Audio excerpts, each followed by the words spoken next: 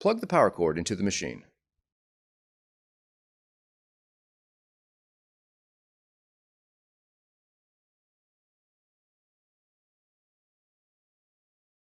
Plug the power cord into an AC outlet.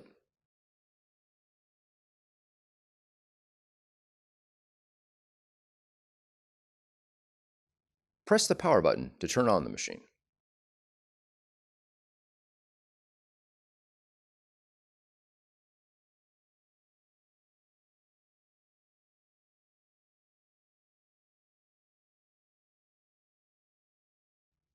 Connect the telephone line cord.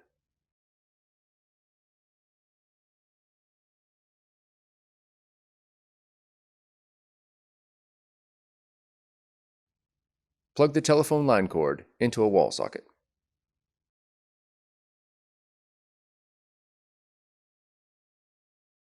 For more tutorials, FAQs, and videos, visit us at www.brother-usa.com.